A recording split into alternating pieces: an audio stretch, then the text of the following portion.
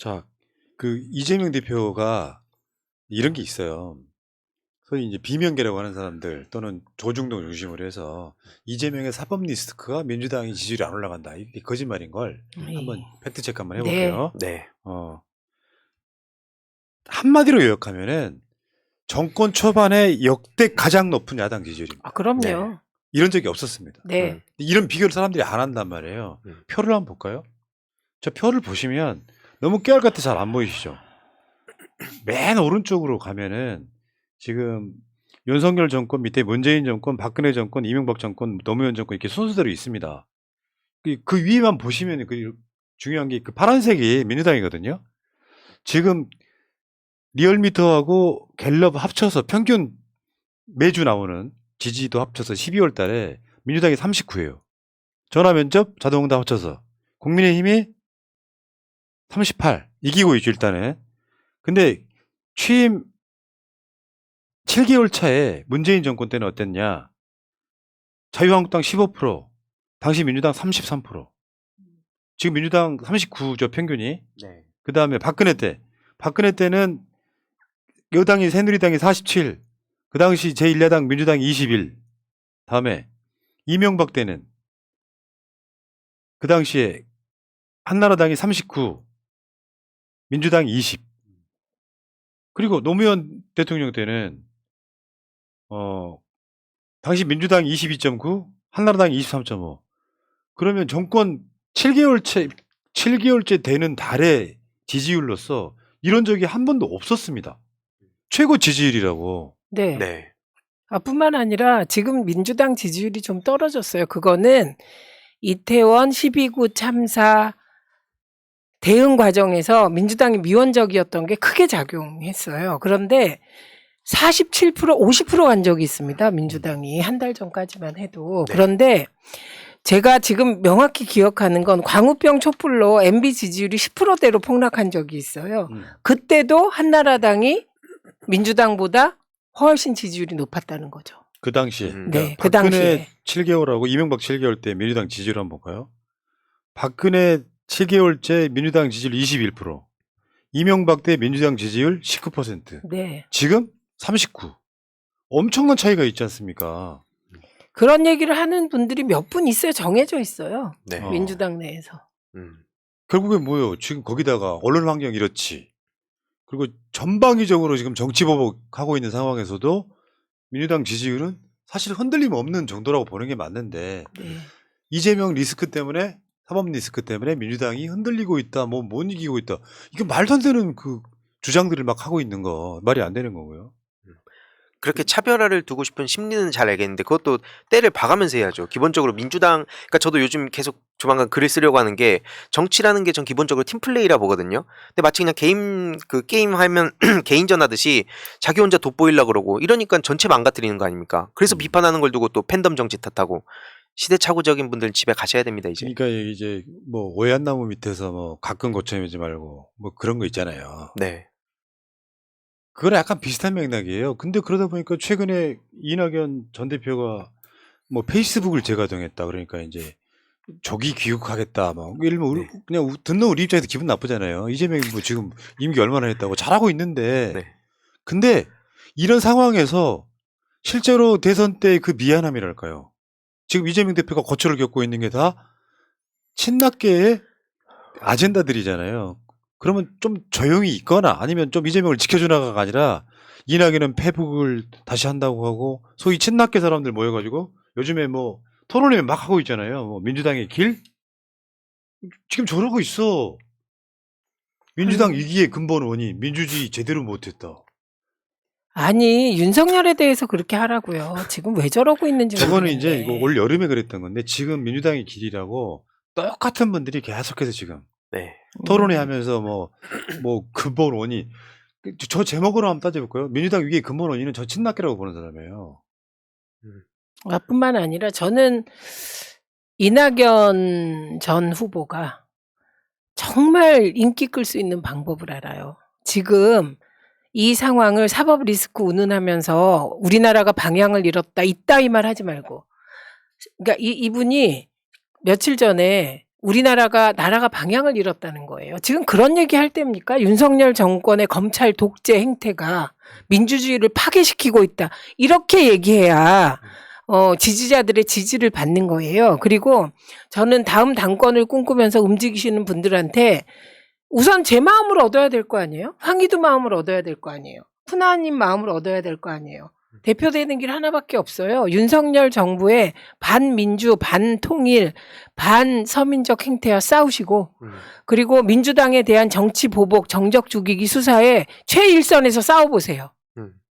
그 정치도 모르는 사람들이에요. 그래야 지지자들의 마음을 얻죠. 왜? 그 대선 경선 때 보면은 이낙연 쪽에서는 이재명 엄청 두들겨 펴고 막 네. 억지 부려가지고 막 뭐 어떻게 결선 투표 가보려고 막 난리를 치고 막 이상한 동원된 느낌까지 있고 막 그런데 이재명 찍었던 사람들이 그런 비열한 방식으로 뒤집히면은 이낙연 찍는답니까? 아니에요. 그 표는 다 3위 후보한테 또 갑니다. 그러면 민심을 얻지를 못한 상태에서 지금 저런 토론회 하고 계시는 분들이 한 20명 정도 돼요, 대략. 네. 전체 169명 중에 뭐 민영배 등 포함하면은 150명 정도는 아직도 뭐 속마음이든 아니든 비명은 아닌 분들이 꽤 있고 그 사람들이 한 20명 정도밖에 안 되는 사람들이 저렇게 모여가지고 덜력각이 있잖아요. 이재명을 함정에 빠뜨린 사람들이 이재명의 사법 리스크. 왜 그 대표적인 논리가 있잖아. 국민의힘이 한 짓하고 똑같잖아요. 이재명 고소고발해. 이재명 고소고발 당했어. 그 이재명은 사법 리스크 있다고 선동을 해. 네. 이게 뭐 하는 짓이냐고. 거기에 동조를 하고 있으니 네. 그게 말이 됩니까? 그리고 저는 조응천 의원에 대해서 제가 늘 옹호해드렸잖아요. 우리가 여당일 때. 왜냐하면 여당일 땐 저런 분도 필요하다. 근데 지금은 어떤 때입니까? 전선이 우리가 원하지 않아도 구축돼요. 그쵸. 사면 얘기하실 거지만 이번 사면을 통해서 적폐 세력이 똘똘 뭉치겠다는 의지를 표명한 건데 이런 상황에서 민주당 내부에서 민주당 그렇죠. 지지율이 어떻고 이러고 흔들 때입니까?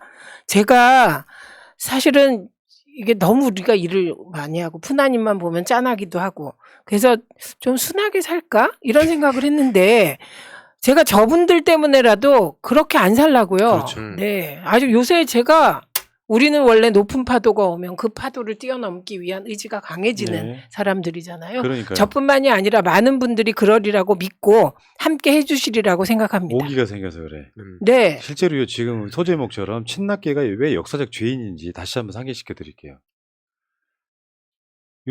이재명 수년 동안 어마어마하게 징글징글하게 소위 이제 속칭 똥파리라고 했던 사람들이 막판에 윤석열 지지해버리죠. 저기 민주당 뭐 당직자들 어쩌고저쩌고 뭐 한두 사람밖에 없어요. 저 사람들이 얻었던 그 이득. 이재명이 오죽하면은 민주당 사람들이 윤석열 지지하냐 이 이미지 얻어갔고요. 대표적으로 이낙연의 최측근 비서실장 했으니까요. 국무총리 때. 정운현이 윤석열을 지지하는 상황. 결국 27만 표로 졌거든요. 물론 똥파리의 속이 목적을 달성했을지 모르겠는데 최소한 똥파리는 들어온 세력이라고 칩시다. 저게 현혹돼가지고 이재명 때리기 올인했던 사람들이면 지금쯤이면 나 같으면 이재명 맞고 그러니까 방하고 있을 것 같아. 그게 속죄를 하는 거잖아요. 그래서 지금 윤석열로 정권 바뀌니까 당신들이 주장했던 친문이라고 주장했던 문재인 대통령 얼마나 고초를 겪고 있습니까? 반대로 말하면. 도저히 이해가 안 되는 그런 차원들이 있다는 말씀 드릴게요. 에휴, 역사적 죄인 맞습니다. 최소한 그 미안함이 있다면 이재명을 방어해야지. 아니 정은현 씨가 그렇게 했을 때 이낙연 후보가 어떻게 했는데요. 따끔하게 꾸짖고 그러지 말라고 해야죠. 저도 왜 앞에 말씀에 되게 공감하는 게 예를 들어서 저한테도 와가지고 뭐 조국 전 장관이라든지 이런 분들 쉴드 그렇게 치면 안 된다라고 얘기했던 사람들이 있어요. 그럼 명분을 줬으면 안 되지 이렇게 막 자기가 제3자가 돼서 비평하고 이런 사람들이 있는데 막상 그런 사람들이 국민들이 알지도 못한 조그마한 뭐라도 그냥 자기 마음에 안 드는 거 있으면 해명해달라 연락 옵니다. 그런 인간들을 보면서 제가 정이 다 떨어져가지고 와 저런 사람들을 위해서 지난 총선에 내가 그렇게 열심히 뛰었나? 다음 총선 때는 적어도 저런 사람들을 돕지 말아야겠다 이런 생각 진짜 많이 하게 됐습니다. 그러니까 민주당 내에서 우리가 소위 수박이라고 부르는 이유가 있어요. 새날 방송 같은 정말 허접한 방송이 계속 팩트 체크를 해가면서 이재명이 돈 안 받은 게 확실하다는 여러 가지 막 증거들 이야기하잖아요. 그런 거 보고 있으면 느끼는 바가 없나? 아 이거는 정치 보복이구나. 제1야당 대표였기 이재명이 이렇게 잡혀 들어가자 예를 들면 민주당 망하는 거죠. 저 사람들이 살아나지 않아요. 네. 국민들 다 그러니까 핵심 지지층들은 다 떠나고 나서 자기들 뭐 할 거예요. 다음 정권 절대 못 찾아봅니다. 이 프레임 안에서는 이재명을 무조건 지키는 거예요.